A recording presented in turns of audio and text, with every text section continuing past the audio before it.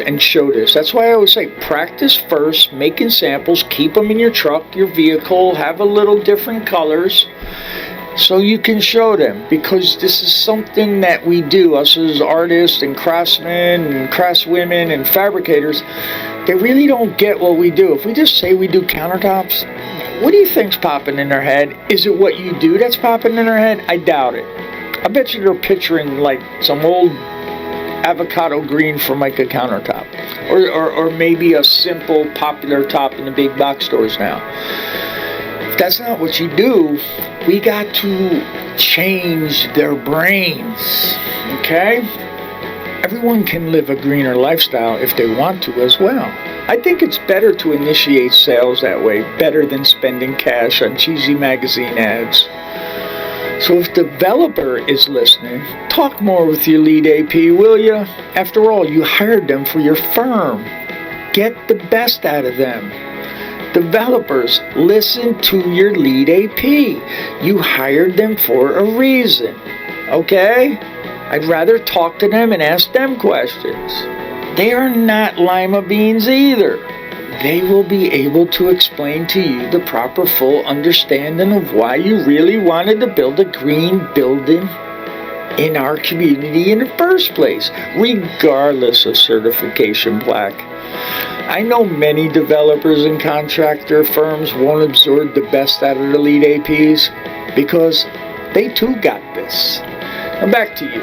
Keep in mind, fabricator, artist, whatever, just because something is recycled, it doesn't mean you won't annoy indoor air quality ratings as well. Green is just common sense blown up big to me.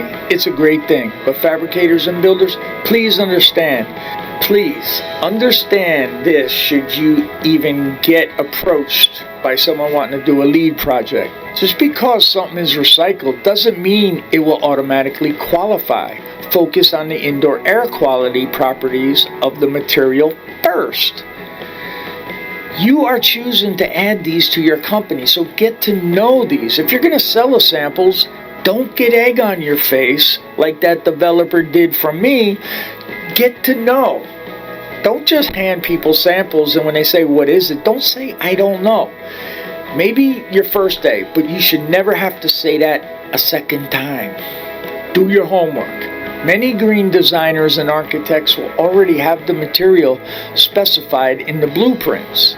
And then if they're green certified labels from the manufacturers requesting, I need IAQ, which is indoor air quality label. If you check your manufacturer, they might have that label.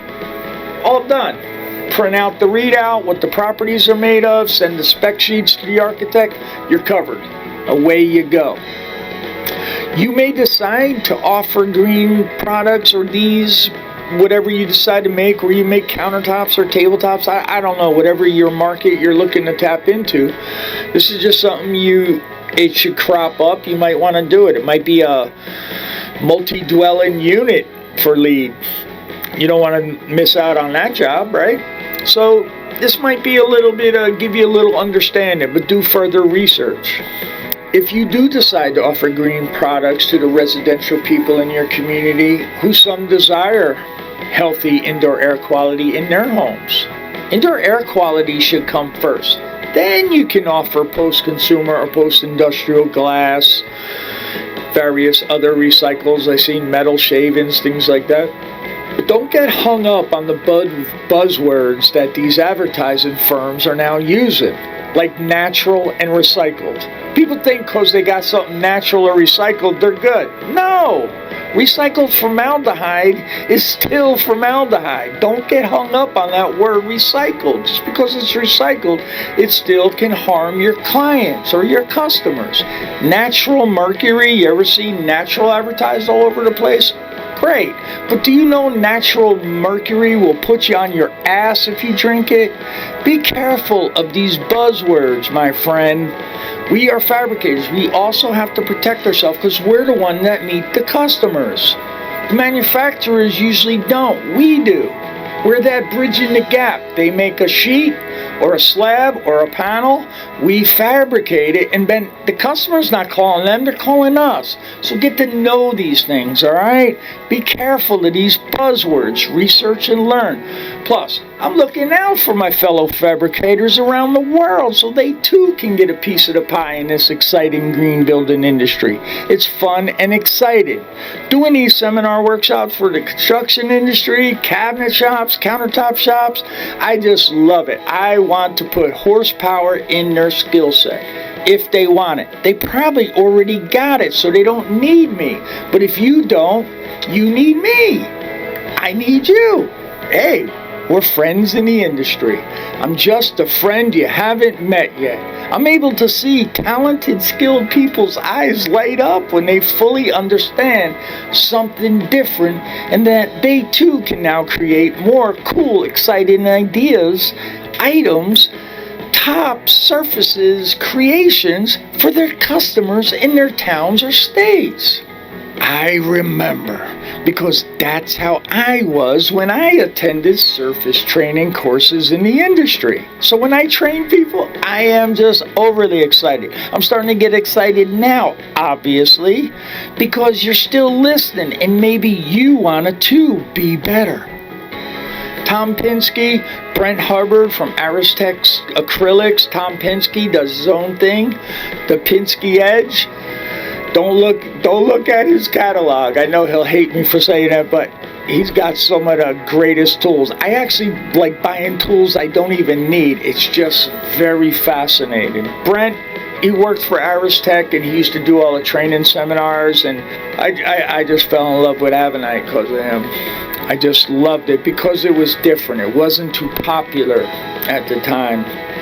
But I felt they were the missing puzzle piece in my life I was looking for. I mean, my business was just, I just needed to do something, and I needed something to play with. And just these two guys stand out, not to mention other things. But watching these titans show me how to seam up a surface after, I felt I was good at laminate and formica and cabinets and veneers and kind of that world. But watching them sand up and then high buff Avenite Studio, whoo, I knew I could sell that. Tom Pinsky with all his little gadgets to repair solid surface in case a plumber needs the hole moved over. Oh my God, I was just like a kid in a candy store. I know the word to use when you're doing a seam and you can't see. You're supposed to tell everyone it's inconspicuous. I don't give a shit about that. At the time, I couldn't find the plug or hole seam, so to me, it disappeared. And I stuck with that. But now, if you ask me about my seam, I'll say, yes, I can make you a seam, but it's inconspicuous. But to me, the hole disappeared that day. That's my story. I witnessed it. I seen it. The gears in my brain from attending seminars were finally moving again. I got so excited about the surface industry. Everyone I met, I would whip out a sample of my latest creation. Not a picture, the actual sample. I then found the Fabricator Network, put out by Andy Graves from Olive Mill Countertops in Anaheim, California. Andy and his wife Val, she turned me on to sushi. To me, that was like lima beans. I'm like, sushi? I said, no, I remember last time what happened when I didn't try lima beans, so I'm going to eat this crap too. And then I ate it. I fell in love.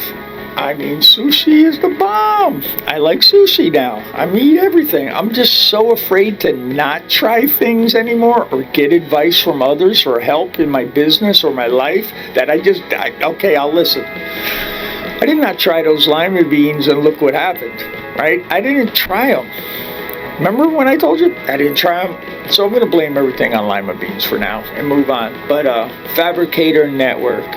But I was on it when I'm, getting a little familiar with computer. But it was so awesome for a guy like me. I don't know if anyone else had the experience I did. But I met so many friends in the industry. And they were willing to help me be better. They were telling me, if your router's making a loud noise when you're doing a seam, you probably bits are dull. I don't know. I didn't remember seeing that on a router bit label package, but I learned little things like that. They were just willing to help me be better. And they didn't want anything in return, but just for me to be better. We charge for a 45-degree angle. We charge for upgraded edge. We have our standard edge, each edge, round over, something like that.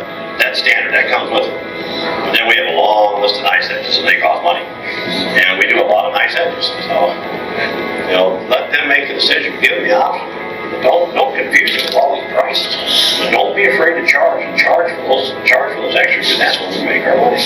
We charge for the extras, but we include it into the price for the customer to see. We don't itemize every single little thing because they're just going to get confused. What's an outside 3-inch radius? What does that mean? So, that's an important point. By this point in time, where we're talking about now, almost every shop can start out the same. Shortly after you get past that point, where what we're talking about right now, you've already made important decisions that start setting the direction for you. All you have to do is listen to the logic of the decision. If you're going to be wholesale only, then it certainly costs you next to nothing to do exactly what Maury's doing. However, you're nuts if you don't charge accordingly. But the best feeling about it is you know that your customer is getting the absolute cleanest information possible about this material, because half of the warranty issues are going to come from somebody expecting that this product can do something that it really can't, and they should never have been told it could. You have control over that when you are selling at retail. You see what I'm saying? I'm really happy, and I was starting my business at that very time in my life because I was being activated with all these people from all over the world giving me tips, cheering me on, saying, yeah, that's cool, yeah. We were just like asking, and we were even arguing on certain things.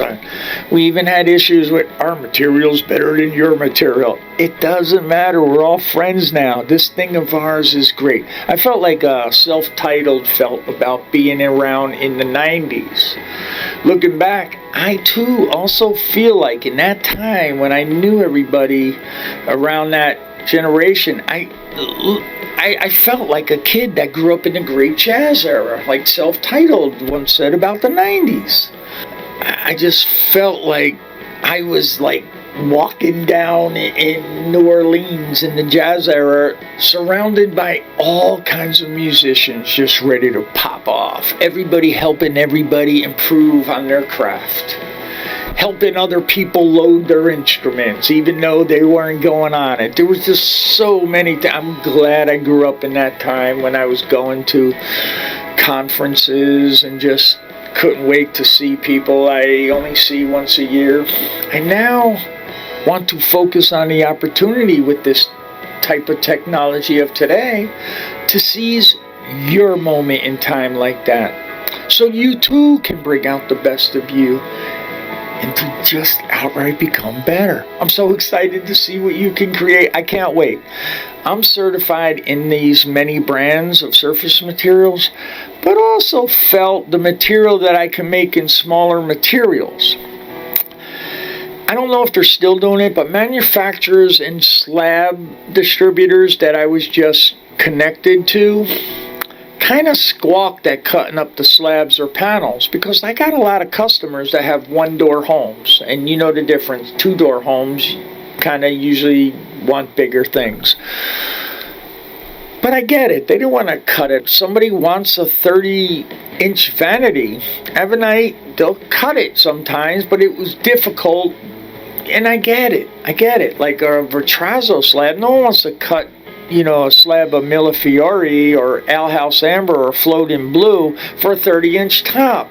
And then even if they do, you gotta jack up your price, and even if the customer can afford it, they just can't justify it. But they didn't want to cut up a vanity top 4 to 6 feet out of their slab, because then they probably could have sold the whole slab, had that little portion for me taken out. So I get it. They have to raise the price for cutting it, and they should. They better. Even if they decide to cut it, solid surface manufacturers have the same challenges, but not as bad. not as hard to cut. Some manufacturers can actually sell you half sheets. You can check remnant sites, but it becomes challenging and costly for me with the pallet shipping costed. Add that to my profit margin, because don't forget, I know about a business plan now. I mean, might as well, if you don't have a business plan, don't know how much money you're making, just give the person $100 and tell them, look, I'm probably going to get off cheaper if I just give you $100 and I don't have to order anything.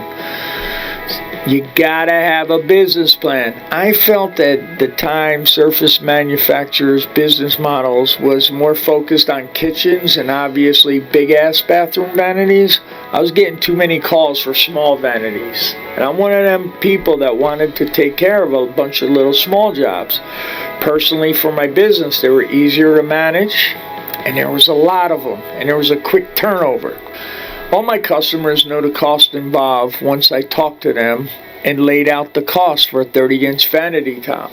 And it was eye-popping. Some bit though, but some just couldn't justify these costs. I loved the small jobs, took as many as I could.